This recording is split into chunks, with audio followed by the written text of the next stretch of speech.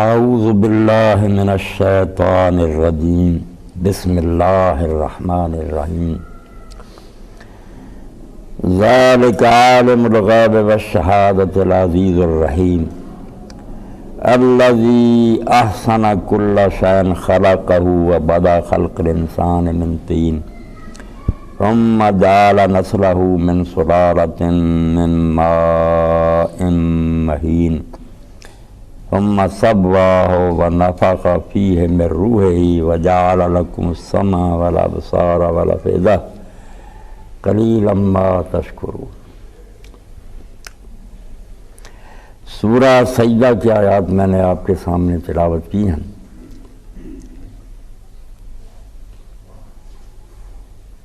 اس دنیا میں اللہ رب العالمین نے انسان کو بھیجا ہے کہ وہ عارضی اس زندگی میں اللہ تعالیٰ کی مرضی کے مطابق زندگی بسر کرے اور اس کے نتیجہ میں جو دائمی اور پائیدار زندگی ہے وہاں سرخروئی اور کامیابی حاصل کرے۔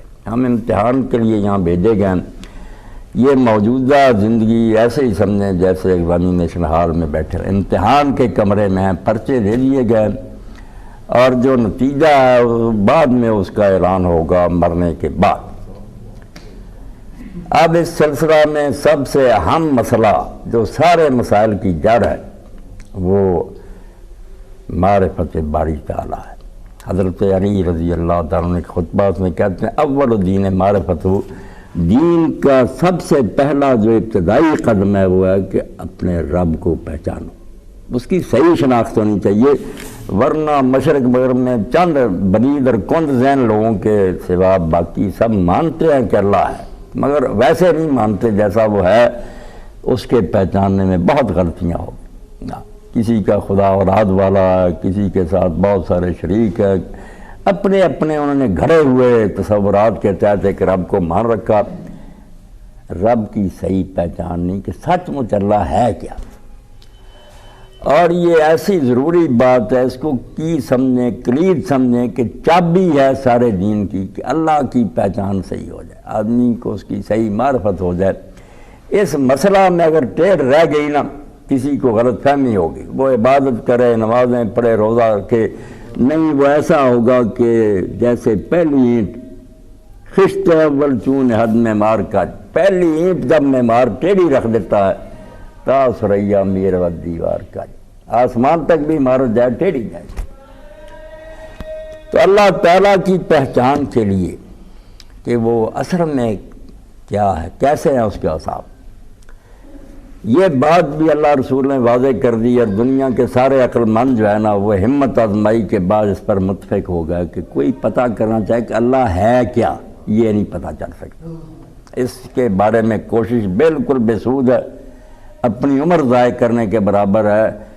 فرشتے اور انبیاء بھی اس سے عاجز آ گئے، کسی کو پتہ نہیں چلتا کہ اللہ ہے کیا چیز، کوئی نہیں جان سکتا، نہ یہ ہمارے ادراک میں آ سکتی ہے۔ جو سمجھ میں آ گیا نا، نیک لوگوں نے کہا بس موٹی بات سمجھو کہ سارے خیالات دوڑا لو گھوڑے، جو تم نے اپنے ذہن میں بنایا نا کہ اللہ یہ ہے، اس کے پہلے لا لکھ دو کہ اللہ یہ نہیں ہو سکتا۔ ہمارے گڑے ہوئے تصورات سے ہے پرے سرحد ادراک سے اپنا معبود مسجود، قبلہ کو اہل نظر قبلہ نما کہتے ہیں، پرے بہت عقل سے بہت دور، نہیں پتہ چلتا، صرف اوصاف سے پہچانا جاتا ہے، اس کے اسماء حسنہ جو ہیں، اس کے اوصاف اور نام، ان سے پتہ چلتا ہے کہ یہ اس کی خوبیاں۔ اور اس کے لیے اللہ تعالیٰ نے یہاں بیان فرمایا کہ ذالک عالم الغیب والشہادۃ العزیز الرحیم، بہت بنیادی اوصاف کا ذکر کیا کہ یہ ہے تمہارا اصل رب، جس کی ایک صفت تو یہ ہے کہ ہر چھپی ہوئی اور ہر ظاہر بات کو جاننے والا۔ اللہ کے لیے یہ بات ماننا پہلی بات ہے کہ کسی معاملے میں وہ بے خبر نہیں ہے، ہر شے کا علم ہے، جو تمہارے سامنے ہے اس کو بھی جانتا ہے، جو تمہاری نگاہوں سے چھپا اس کو بھی جانتا ہے، جو گزر گیا، جو ہے اور آنے والا، سب کچھ کے سامنے حاضر ہے، ہر شے اس کو معلوم ہے۔ اور دوسرا ایسا کوئی نہیں ہے، اگر دوسرے کسی کو بھی مانے کہ وہ بھی عالم الغیب و شہادہ، تو پھر اللہ تعالیٰ کی کوئی خصوصیت اور امتیاز نہ رہا، وہ بھی برابر ہی ہو گیا۔ پھر اللہ کے پلے کیا رہا کہ اس کو اللہ مانے، دوسرے کی پوجا کیوں نہ پھر کرے۔ اسی لیے انبیاء اولیاء سب کے بارے میں قرآن نے کہہ دیا کسی کے پاس علم غیب نہیں ہے. لا یعلم من فی السماوات والارض الغیب الا اللہ، سورہ النمل، کہ نہ آسمان والوں میں سے نہ زمین والوں میں سے کوئی غیب نہیں جانتا. میں جب چاہتا ہوں کوئی غیب کی بات ان کو بتا دیتا. دونوں چیزوں میں بڑا فرق ہے. آپ میں سے بہت سے لوگ جو عربی زبان نہیں جانتے، عربی کا علم نہیں ہوتا، حالانکہ آیتوں کے ترجمے سن کر انہیں بھی پتہ چل جاتا. کسی کے بتانے پر پتہ چل جانا اطلاع اور بات ہے، خود جاننا اور بات ہے. اللہ خود جانتا ہے. انبیاء اولیاء کے پاس کوئی ایسا ذریعہ نہیں کہ وہ غیب خود معلوم کرے. وہی الہام کے ذریعے اللہ بتا دے. وہاں قرآن میں جہاں آیا ہے پیغمبروں کے بارے میں یہ اطلاع کا لفظ، اظہار اطلاع، کہ میں بتاتا ہوں. یہ کہیں جملہ نہیں آیا کہ میرے بتانے سے وہ عالم الغیب ہوگا. نہیں، یہ طاقت نہیں اللہ نے دے دی. کسی کو یہ مرکہ نہیں عطا کر. جیسے ظاہری علم ہے اس کے وسائل ہمارے قبضہ میں اللہ نے کر دیے، پڑھیں مطالعہ کریں ٹھیک ہے، ہم جانتے ہیں آگے سے آگے جائیں. غیب کی کنجی نہیں اللہ نے دی. وَعِندَهُ مَفَاتِحُ الْغَیْبِ، یہ چابیاں اپنے ہاتھ میں رکھی ہیں، وہاں سے نکال کر جتنا جی چاہے دیتا رہے، مگر یہ نہیں کر دیا کہ وہ اپنے آپ جاننا شروع کر دے. علم الغیب اور ہے، اطلاع علی الغیب اور ہے. اللہ بتائے گا پتہ چلے گا، نہ بتائے گا تو پاؤں کے نیچے کی بات کا بھی نہیں پتہ چلے گا. اسی لیے سعدی نے بوستان میں قرآن مجید سے لے کر بہت اچھی بات بیان کی کہ کسی شخص نے کنعان کے بوڑھے سے پوچھا، حضرت یعقوب علیہ السلام سے، کہ آپ نے مصر سے کرتا لے کر بشیر چلا تو خوشبو سونگھ لی. مصر سے بوئے پیراہن شمیدی، وہاں سے تو خوشبو سونگھ لی. چرا در چاہے کنعان نشنا دیجی. کنعان کے کنویں میں پاس ہی تھا یوسف علیہ السلام، وہ نہیں دیکھا.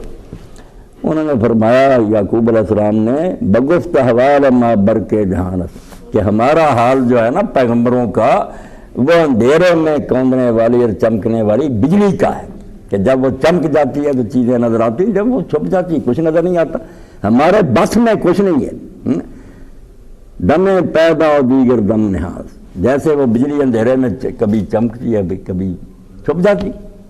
گئے بلتار میں اعلیٰ نشین، کبھی ہم بڑے اونچے منار پر کھڑے کر دیے جاتے ہیں، دور کی چیزیں بھی دیکھتے ہیں. مسجد نبوی میں بیٹھے ہوئے رسول کریم علیہ السلام جنگ موتا کے حالات بیان کر رہے ہیں، رو رہے ہیں اور بتا رہے ہیں کہ جھنڈا فلاں کے ہاتھ میں وہ شہید ہو گئے. کبھی ایسے اللہ کھڑا کر دیتا ہے. گئے بڑھ پشتے پائے خود نبی نے، کبھی پاؤں کے نیچے کی بات نہیں ہم جانتے. یہ فرق ہے اللہ میں. اللہ کا علم اپنا ہے اور ہر چیز کا ہے، دوسروں کا بتائے سے اور تھوڑا تھوڑا جتنا وہ بتائے سارے کو نہیں وہ گھیر سکتے. آخر تک یہی حال رہا. اللہ کے رسول علیہ السلام نے اپنی بیویوں میں سے کسی سے کوئی راز کی بات کہی، اس نے وہ راز نہ رکھا، بتا دیا. اللہ نے وحی کے ذریعے، آپ کو نہیں پتا چلا، اظہر اللہ علیہ، اللہ نے آپ کو بتا دیا کہ ایسا ہوا.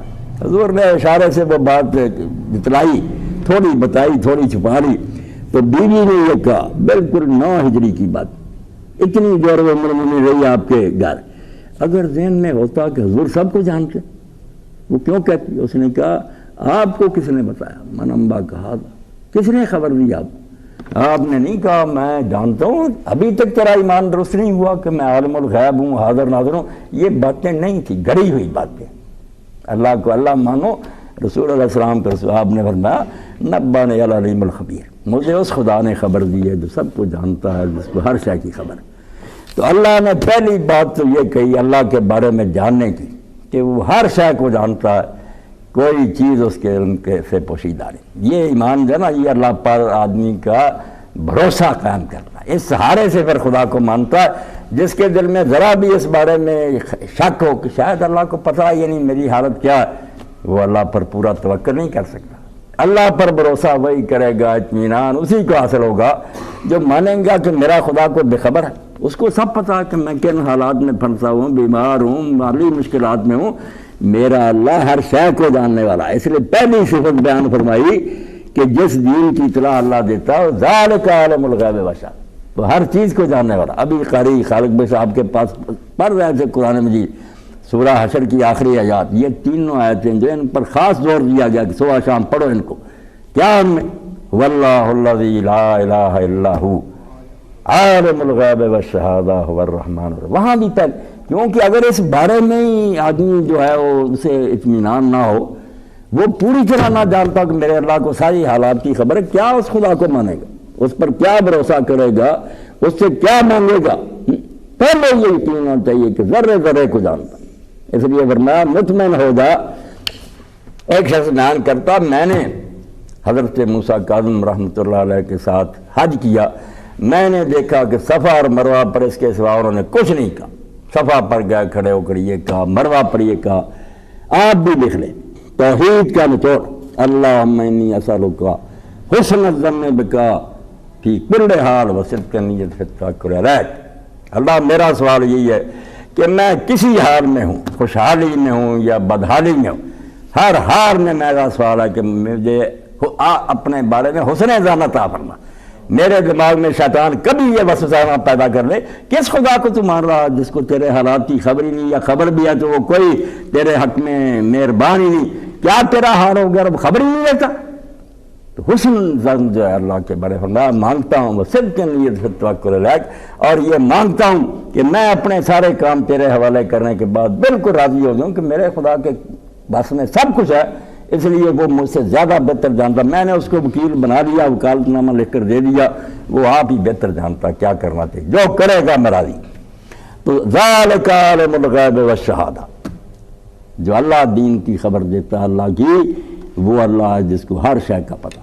آپ تو آپ مسلمان مانتے حیران ہوں گے، بڑے بڑے فلاسفہ جو تھے وہ بیچارے نامراد کہتے تھے اللہ کو کلیات کا علم ہے، جزیات کا علم نہیں. اس کو پتہ اتنا ہی صرف کہ دنیا میں انسان ہے، اکیلے کو نہیں جانتا، کوئی خبر نہیں کہ ساق ہے اور یہ کفایت اللہ، ان کا کوئی پتہ نہیں.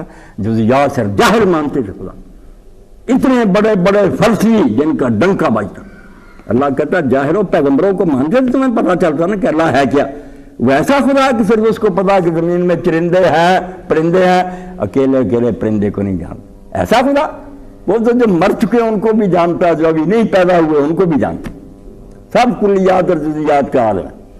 ذالک عالم الغیب والشہادہ، ایسا ہے اللہ جو ہر چھپی اور ظاہر بات کو جاننے والا. اب جاننے پر یہ رہ جائے کہ جانتا مر کر کچھ نہیں سکتا.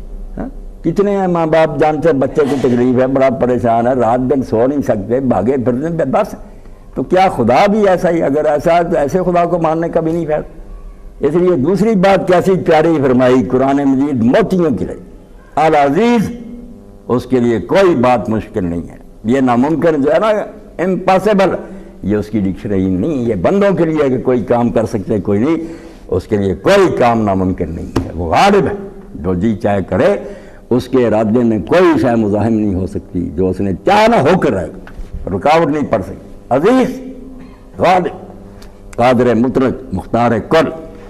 اور اگر یہ بھی ہو کہ جانتا بھی ہو، کر بھی سکتا، مگر اسے دلچسپی کوئی نہیں، لاپرواہ مرتے رہیں، خبر ہی نہیں رہتا. کئی ظالم حکمران صاحب پر رہا ملک میں کیا ہو رہا، ان کو توجہ ہی کوئی نہیں. فرمایا ایسا بھی نہیں ہے. الرحیم، اللہ اس سے زیادہ مہربان کون؟ جن کی مہربانیوں کے تم چرچے کرتے ہو، یہ ماں باپ ہیں، یہ استاد ہیں، یہ پیر ہیں، یہ رشتہ دار ہیں، کچھ بھی نہیں.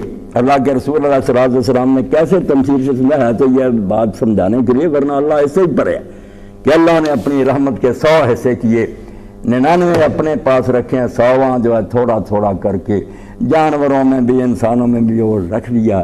حضور فرماتے ہیں اس تھوڑے ذرے کا یہ اثر ہے کہ گھوڑا جو ہے نا اس کا پاؤں اپنے بچھیرے پر آ جائے نرم کر لے، صلاح پیدا کر دیتا کہ دباؤ نہ پڑے. فرمایا اس تھوڑے سے ماں باپ بھی جیسے کرتے ہیں اپنے میں. فرمایا جو ذرہ تقسیم ہوا نا 100واں، پتہ نہیں کتنی مخلوق تھوڑا تھوڑا ایسا آیا، اس کا یہ اثر. تو جس کے پاس رحمت کے سمندر ہے اس کی رحمت کا کوئی اندازہ کر سکے. ابھی آپ حکیم صاحب سے سن رہے تھے رسول کریم علیہ السلام کی زبان سے کہ ایک آدمی کے پاس مال نہیں، مگر وہ یہ کہتا ہے کہ فلاں آدمی جس کو اللہ نے مال دیا اللہ کے راستے میں خرچ کرتا، اگر اللہ مجھے بھی دے یا دیتا تو میں ویسے ہی کرتا. اب نہ اسے میرا نہ اسے نے دیا، مگر نیت وہ کی. اللہ کہتا ہے دونوں کا ثواب برابر ہے. اس نے دیا اس کا بھی اتنا ہی ہے، تیرا بھی اتنا ہی. ایک کو علم نہیں دیا مگر وہ کہتا ہے یار جیسا فلاں کو علم ملا وہ دین کی خدمت کر رہا، مجھے بھی اگر ملتا تو میں ایسے کرتا. اللہ کہتا بس دونوں کا اجر بھی برابر. اب یہ رحمت ہی ہے. فرمایا یہ ہے اللہ اشارہ کر کے کہا ذالک، کس اللہ کی باتیں کرتے ادھر دھکے کھاتے پھرتے ہو؟ یہ ہے اللہ جو ہر شے کو جانتا ہے، سب کچھ کر سکتا ہے، اور سب سے بڑا مہربان ہے. آ جائے اس کی طرف.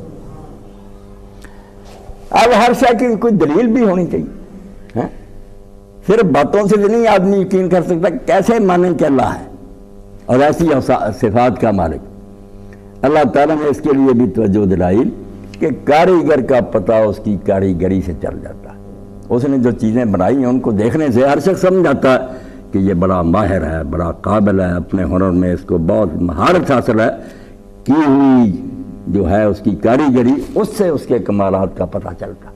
اب اللہ تعالیٰ نے یہاں ساری مخلوق کی طرف توجہ دلائی کہ یہ ساری جو ہے نا دنیا یہ آرٹ گیلری ہے. میں آرٹسٹ ہوں, میں نے اپنے فن کا مظاہرہ کیا. مجھ میں جو خوبیاں تھیں نا میں نے اس کے مطابق چیزیں تیار کر کے ارد گرد پھیرتی. ذرے ذرے کو دیکھو, چھوٹی سے لے کر بڑی چیز تک. اور یہ جتنے روم پڑھ رہے ہیں, یہ ڈاکٹر صاحبان بیٹھے ہیں, یہ میڈیسن پڑھ رہے ہیں, کوئی باٹنی پڑھ رہا, کوئی کچھ پڑھ رہا, ہر علم میں دیکھتے ہیں کہ چھوٹی چیز لے لیں یا بڑی. جب لیبارٹری میں جا کر اس کو دیکھتے ہیں تو دنگ رہ جاتے ہیں کہ علم کی حد ہو گئی اور قدرت کی حد. جو چیز بنائی الذی احسن کل شیء خلق, جو چیز اس نے بنائی نا اعلیٰ درجے کی بنائی, کمال درجے کی. اور جس شے کے بارے میں سمجھا کہ یہ چیز تو فضول معلوم ہوتی, کیا کہتے ہیں یہ آنت فضول ہی ہے, بعد میں جا کر پتہ چل دیتا کہ یہ آنت بھی ضروری ہے.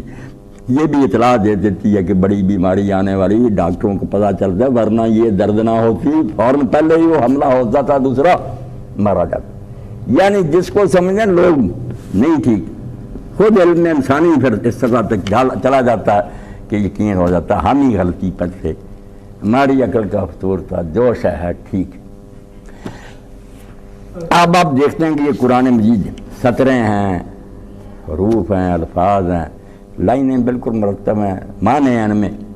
اب کوئی فلسفی اٹھے اور لیکچر دینا شروع کر دے, بڑا ایم اے اور پی ایچ ڈی, کہ یہ نہیں سیاہی گری اور وہ پھیل گئی خود بخود, یہ کاغذ پر سطریں بن گئی, معنی بن گئے, الفاظ بن گئے, کسی نے نہیں لکھے, نہ اس کے پیچھے کوئی دماغ ہے, یہ سارا سیاہی کے پھیلنے سے نہ خود بھی خود ہو جائے. آپ کیا سوائے جوتوں کے اس کا کوئی حل کریں گے کہ یہ کوئی دماغ اس کا درست ہے؟ تو مولوی غلام رسول رحمۃ اللہ علیہ نے یہی بہت پیارے انداز میں کہا, یہ تد صفحہ نظر وچ جسے کاتب قلم اگائی. اگر صفحہ نظر میں آئے کوئی کتاب لکھی ہوئی تو فوراً فیصلہ کرتا ہے کہ کوئی کاتب ہے جس نے لکھی ہے. کسی دلیل کی ضرورت نہیں, نہ منطق اور فلسفے کی, عقل انسانی دعائی دے دیتی ہے کہ صفحہ لکھا گیا خود ہی. یہ تو صفحہ نظر جس کاتب قلم اگائی, سونے حرف قداں بن کاتب دین ظہور صفائی. جب تک کوئی اچھا کاتب نہ پیچھے ہو, یہ خوبصورت الفاظ آ سکتے ہیں صفحے پر. اس لیے اتنی اعلیٰ کائنات, ہر شے بہتر اور قوانین کی پابند اور کسی نہ کسی مقصد کے لیے پیدا. تم کہتے ہو بنانے والے کے بغیر ہی یہ جہان خود بخود بن گیا.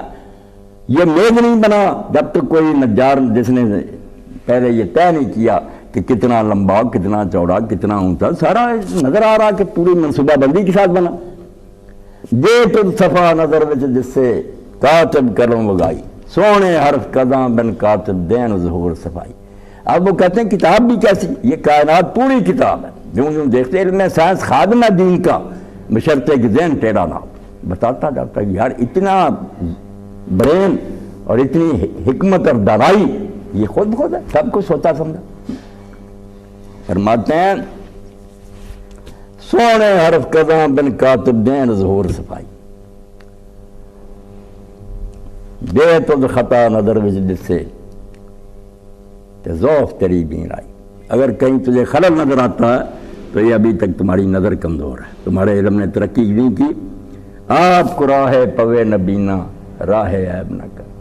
کائنات میں کوئی خلل نہیں ہے, ابھی علم انسانی پیچھے ہے. جب آگے بڑھتے جاؤ گے ہر شے کا پتہ چلے گا کہ الذی احسن کل شیء خلق, جو چیز اس نے بنائی ہے عمدہ. تبارک اللہ احسن الخالقین. اور اب اس سے بھی اللہ تعالیٰ اور قریب ہو گیا کہ چلو آسمانوں کو چھوڑو, زمین کو چھوڑو, اتنے سمندر ہیں, دریا, جانور, دور کی بات, آپ اپنی بات کرو. وَبَدَأَ خَلْقَ الْإِنسَانِ مِنْ طِينٍ. اپنی پیدائش کے مراحل دیکھ لو, اپنی کہانی تو پڑھ ہے. دیکھیں نقش نقاشوں جانے تیسان مصنوع.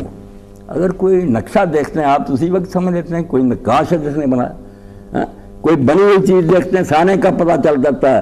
خود والا ویخ رقم پر ساری آخر تیک شروع. اپنے بارے میں کبھی پڑھا کر کہاں سے شروع ہوا؟ مٹی تھا، پہلے کچھ نہیں تھا، مٹی تھی. یہ سائنسدان نہیں مانتے ہیں کہ جو کیچڑ تھا سمندروں کے کنارے اس میں سے پہلے زندگی پیدا ہوئی. بالکل مٹی بے جان، اس میں زندگی پیدا ہوئی. آدم علیہ السلام اس سے نکلا ہے. وَبَدَأَ خَلْقَ الْإِنسَانَ مِنْ طِينٍ. انسان کا آغاز ہم نے مٹی سے کیا، گارا اس سے بن گیا. اور گارے سے بننے کے بعد پھر ایسا عجیب و غریب نظام، حیران. مرد میں کیا پیدا ہوتا ہے، عورت میں کیا پیدا ہوتا ہے، کس طرح پھر ان کا ایک دوسرے سے ملاپ اور ایک دوسرے کی طرف کشش، پھر ان پانیوں کا اکٹھا ہونا، اس میں جرثومیں. فرماتا پہلے مٹی سے بنایا، پھر دونوں میں ادھر مرد اور عورت میں ایسا نظام رکھ دیا، مشینری. ثم جعل نسلہ من سلالۃ من ماء. آگے سلسلہ چلانے کے لیے نا دونوں میں پھر ایک حقیر سا پانی جو نچوڑ ہے ساری سبزیوں کا اور غذاؤں کا وہ رکھ دیا. اس سے انسان کی نسل چل پڑی. حیران بالغ مرد عورت ملتے ہیں 9 ماہ کے اندر وہاں کارخانے میں کوئی اور ہی چیز تیار ہو کر وہ پانی کی بوند نکلتی. کوئی مان سکتا کہ یہ پانی کا قطرہ؟ یہ علامہ دوران اور یہ جرنیل اور یہ ولی وہی پانی کی بوند ہے جو 9 مہینے رہنے کے بعد کچھ کا کچھ. اللہ خود فرماتا ثم انشأنا خلقا آخر. ہم بالکل ایک نئی چیز بنا کر لاتے ہیں باہر. چونکہ یہ روز ہو رہا لوگوں کو حیرانی نہیں ہوتی. مردہ کبھی زندہ ہوا؟ عیسیٰ علیہ السلام کے حیران کہ مردہ زندہ ہو. فرمایا روز تو مردے زندے ہو رہا ہے، پانی کی بوند جاتی ہے برسور کر لوگ نکلتے. مگر یہ چونکہ روٹین ہے توجہ ہوتی. تو پھر انسان کو ہم نے اس کی نسل کو ایک معمولی سے پانی سے شروع کر دیا. ثم سواہ. پھر اس کے جسم کو ٹھیک ٹھاک کرتے ہیں. جہاں کان چاہیے وہاں کان ہے، جہاں آنکھیں ہیں، ہر شے درست کر کے نوک برنگ سنوار کر لاتے ہیں. وَنَفَخَ فِيهِ مِن رُوحِهِ. اور پھر اپنی طرف سے ایک روح اس میں پھونک دیتے ہیں جس سے وہ زندہ ہو جاتا ہے، ہلنے جلنا شروع ہو جاتا. وَجَعَلَ لَكُمُ السَّمْعَ وَالْأَبْصَارَ وَالْأَفْئِدَةَ. اور ساتھ مسلح کر دیتے ہیں، سننے کے لیے کان لگا دیے، ٹیلی فون لگا ہوا ہے، سن رہے ہیں آوازیں. دیکھنے کے لیے دوربین ہے آپ کے پاس، دیکھ رہے ہیں چیزیں آنکھیں. اور لگائے بھی یہ دونوں ٹیلی فون اور یہ آنکھوں کے لیے دوربین پاس ہی دماغ کے. جو بادشاہ نا جس نے سارے جسم کو چلانا ہے، جس نے فیصلے کرنے ہیں، وہ سردار ہے، راس میں ہے، راس سر کو کہتے ہیں نا. اور رئیس بھی اسی سے نکلا، یعنی وہ بیٹھا بھی بادشاہ کی طرح اوپر ہے اور ساتھ ہی اس کے دوربین ہے، اس کے پاس ٹیلی فون بھی سن رہا. تو فرمایا کان دے دیے، آنکھیں دے دی. اسی لیے امام جعفر صادق فرماتے ہیں کہ اللہ کی سب سے بڑی حجت جو مخلوق پر ہے وہ خود صورت انسانیہ. یہ ڈاکٹر ہم کیا بیان کر سکتے ہیں انسان کے اعضاء کی تشریح؟ علم بن گئے ایک ایک حصے کے بارے میں کہ کتنی باریک بینی سے یہ انسان بنا ہے اور کیسے عجیب و غریب طریقے سے یہ مشینیں کام کر رہی. فرمایا پھر اس کو کان دے دیے، آنکھیں دے دیں، دل دے دیے سوچنے کے لیے.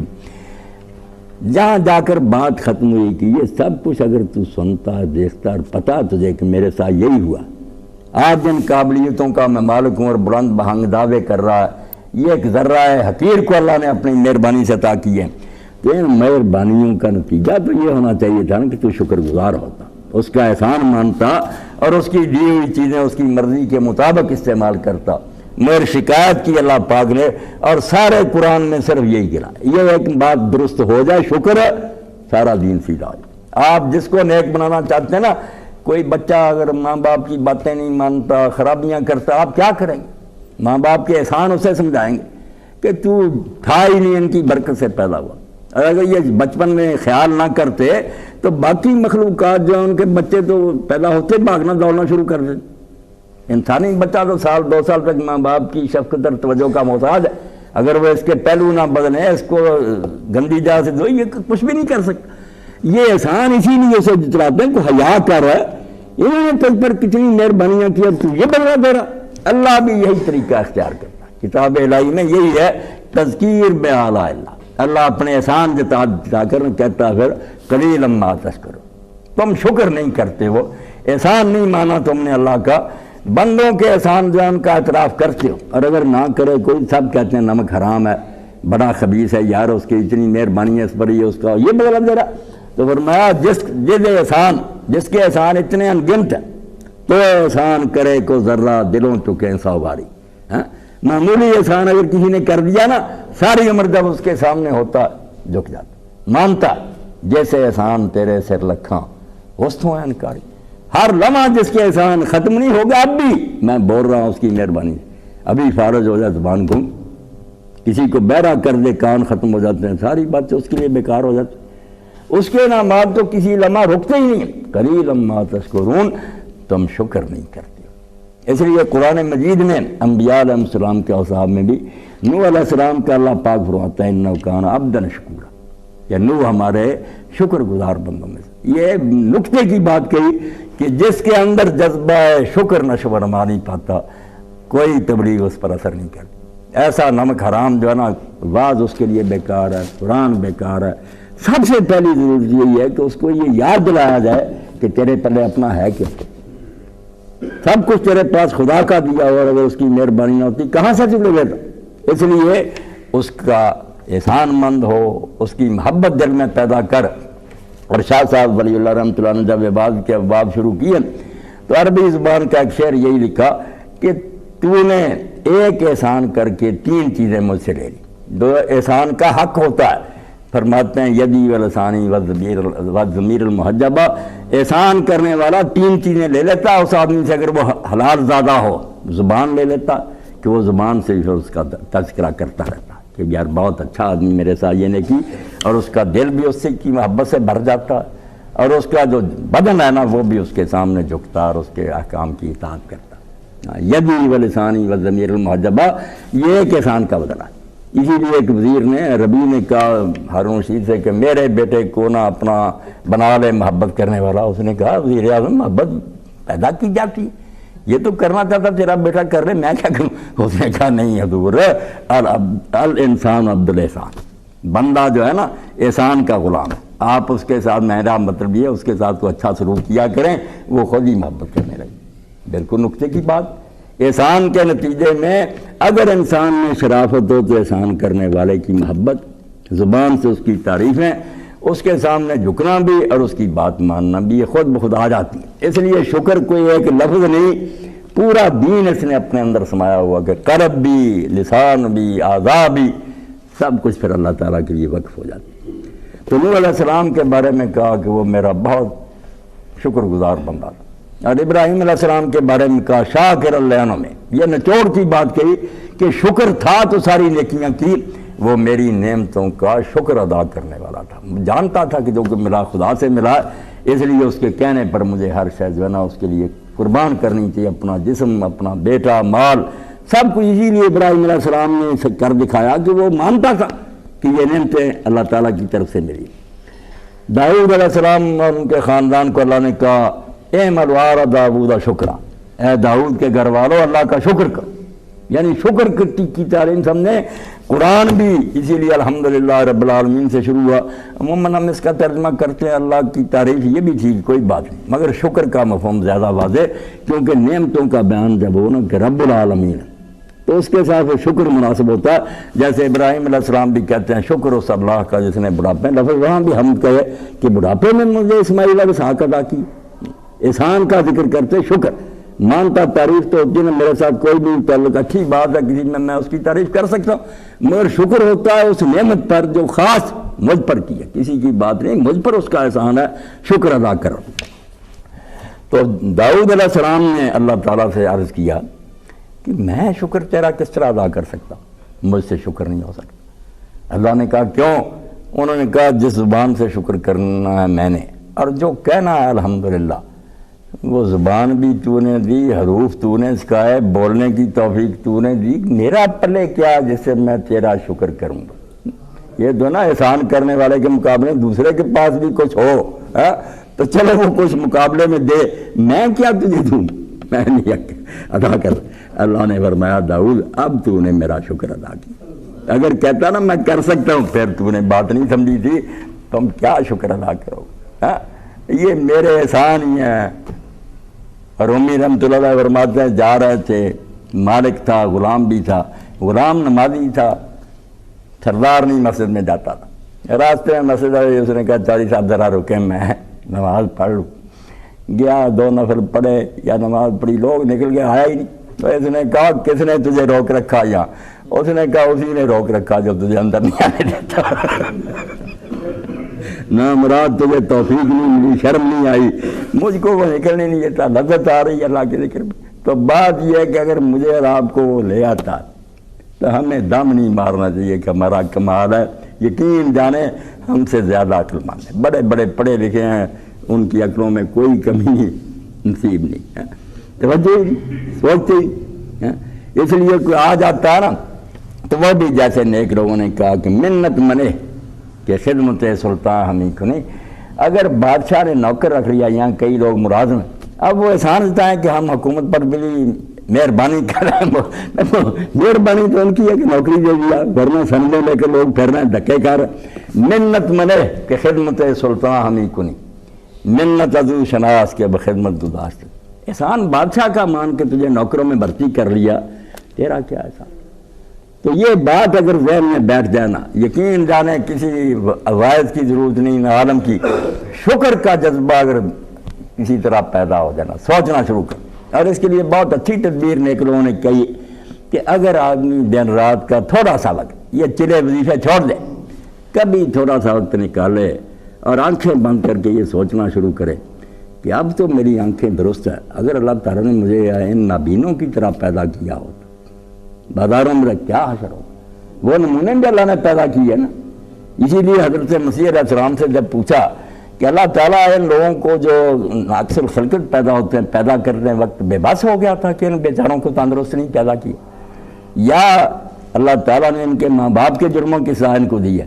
تو مسیح علیہ السلام نے بڑا حکمت کا نقطہ بیان فرمایا کہ ہماری نظروں میں یہ لوگ حقیر ہیں، ہم سمجھتے ہیں یہ لولے لنگڑے ہیں، دراصل یہ خدا کی طرف سے بہت بڑا فریضہ فرم، بڑی ڈیوٹی ہے جو دے رہے ہیں. فرمایا یہ آنکھوں والے جو ہیں نا ان کو سجانے کے لیے اللہ نے یہ اندھے پیدا کی، اس لیے ہیں کہ آنکھوں والوں کو روشنی حاصل ہو کہ اللہ اس طرح کر بنا تھا. دیکھتے ہیں نا سڑک پر کھڑے ہیں بیچارے، دیکھتے ہیں کوئی ہاتھ پکڑے اور سڑک پار کرا دے، بے بات ٹھوکرے کھاتے پھرتے گڑے میں گر جاتے. تو آدمی اگر اس طرح سوچے کہ میں تندرست ہوں، یہ اگر میں لولا پیدا ہوں، اس کے لیے 2-4 منٹ صرف دن میں وقف کر دے، شکر کا جذبہ پیدا ہو، جھک جائے گا خدا کے سامنے. جیسے اللہ کے رسول علیہ السلام جب کسی مصیبت زدہ کو دیکھے فوراً زبان سے یہ تراوش ہوتا تھا کہ شکر ہے اس اللہ کا جس نے اس مصیبت سے مجھے بچایا، جس نے اپنے اس بندے کو اترایا اور اپنی بہت مخلوق میں سے مجھ کو بہتر بنایا. اگر یہ کام نہیں کرے گا نا، نہ وہ اللہ کا بنے گا اور ساری زندگی اس کو سکون نہیں نصیب ہوگا. یہ ڈپریشن سے نجات ہی نہیں پا سکتا. وہ دیکھتا رہے گا کہ میں سائیکل پر جا رہا ہوں، یار وہ کار پر جا رہا، کار پر ہوگا وہ جہاز میں اڑ رہا، روتا رہا، پھر تجھے نہیں خوشی ملے گی. اور اگر دیکھے میں تندرست چل تو رہا ہوں، یہ بیچارہ گھسٹ رہا ہے، شکر ہے اللہ. تو سعدی رحمۃ اللہ علیہ فرماتے ہیں میں جا رہا تھا دمشق کو، تو میرے پاس پیسے نہیں تھے، جوتی ٹوٹی گئی اور زندگی میں شہرت ہو گئی تھی. لوگ حضرت سعدی مانتے تھے. دل میں آیا کہ اللہ اتنا علم دیا، اتنی عزت دی ہے، پیسے اتنے بھی نہیں جوتی خرید لوں. یہ سوچتے ہوئے میں نے جامع میں قدم رکھا. وہ مسجد جو غرید نے بنائی بڑی شوکت والی، اب بھی ایسے ہی ہے جیسے لوگ ابھی فارغ ہوئے ہیں معمار. قدم رکھا تو میں نے دیکھا کہ جوتیوں میں ایک شخص بیٹھا ہوا، اللہ نے بٹھایا تو اس کی ٹانگیں نہیں. سعدی فرماتے میں سجدے میں گر گیا کہ میرے سوال کا جواب دیا کہ تو جوتیوں کو رو رہا، شکر کر تو چلنے کے لیے تندرست ٹانگیں دی ہیں، ورنہ دیکھ یہ بھی میرے بندے ہیں، ان کو جرم تو نہیں کی. تو اگر بندہ اس طرح دیکھنا سوچنا شروع کر دے، بالکل سدا بہار گلاب کی طرح ہو، خوشحال رہے گا. وہ دکھی بھی ہوگا نا، وہ دیکھے مجھ سے بھی زیادہ دکھی، ہسپتالوں میں لوگ چلا رہے کیوں میں اتنا ویلا کروں، مجھے اللہ تعالیٰ کا احسان مند ہونا چاہیے کہ تیری مخلوق سے میں اچھا ہوں، میرا حال بہت اچھا. اور حضرت عیسیٰ علیہ السلام جب جا رہے تھے ایک شخص کو دیکھا، کوئی ایسی بیماری نہیں تھی جو اس میں نہیں تھی، اندھا تھا، کوڑی تھا، پاؤں ٹانگیں بھی نہیں تھی، جسم پر بھی اس کے بہت زخم تھے، مگر وہ شکر کر رہا اور کہہ رہا تھا کہ اللہ تیرا شکر ہے کہ تو نے اس مصیبت میں سے مجھے بچایا جس میں اپنی بہت سی مخلوق کو مبتلا کر رکھا. تو عیسیٰ علیہ السلام کو بڑا ترس آیا. آپ نے فرمایا اللہ کے بندے میں تو نہیں دیکھتا کہ کوئی روگ رہ گیا ہو جو تیرے اندر نہیں ہے، ہر بیماری وہ کون سی بیماری ہے جو تو کہتا ہے کہ لوگوں کو اللہ نے اس میں پھنسایا اور تجھے بے اس نے کہا مسیح علیہ السلام وہ کفر ہے، جو اللہ کو نہیں مان رہا ہے اللہ نے اس سے مجھے بچایا، میں مانتا ہوں۔ تو عیسیٰ علیہ السلام اتنے خوش ہوئے کہ اس کے لیے دعا کی، وہ تندرست ہو گیا اور آپ کے حواریین میں صحابی بن گئے۔ آپ نے کتنی بڑی بات، یا اتنا دکھی ہونے کے بعد کہتا ہے ایمان تو ہے کہ میں اللہ کو مان رہا ہوں۔ اس لیے قرآن پاک کا بہت بڑا حصہ صرف نعمتوں کے بیان پر ہے۔ سورہ نحل اس کو تو کہتے ہیں علماء سورۃ النعم، ساری نعمتوں سے بھری ہوئی ہے، چوپائے، درخت، دودھ، بادل، سارے نعمتیں ہی چلی جا رہی ہیں۔ یہ اسی لیے اللہ بیان کرتا کہ نعمتیں سننے کے بعد اس حلال زادے کو، اس شریف انسان کو شرم آئے کہ تھوڑے احسان کرنے والوں، معمولی نیکیاں کرنے والوں کو قدر کرتا، تو میری قدر نہیں کرتا۔ وہ بھی اگر نیکیاں تیرے ساتھ کرے وہی میری مہربانی سے کر رہا ہے، میں نے دیا ہونا ان کے دل میں تیرے طرف خیال ڈالا، اس لیے میرا احسان مان۔ تو شکر کا اللہ پاک نے فرمایا کہ اگر میرا شکر تم کرو تو سارا دین اپنے آپ سمجھے، یہ ایسی چابی ہے کہ سٹارٹ ہو جائے گاڑی۔ شکر نہیں آیا ساری باتیں جو نا یہ بالکل پھوکی ہوں گی، خالی خولی، چند دن بعد نماز بھی چھوٹ جائے گی، روزے آدمی کو بوجھ محسوس ہوگا۔ اور اگر اس نیت سے کرے گا کہ مالک کے احسان ہے، مجھے اس کا احسان ماننا چاہیے، اس کے گن گانے چاہیے، جپنا چاہیے، مزہ آئے گا، وہ تو لطف لے گا کہ میں اپنے آقا کی تعریفیں کرنی چاہیے۔ تو اللہ توفیق دے۔ وآخر دعوانا الحمدللہ رب العالمین وصلی اللہ تعالی علی خیر خلقہ سیدنا محمد وآلہ وصحبہ۔ حکیم صاحب آئے نا پھر اللہ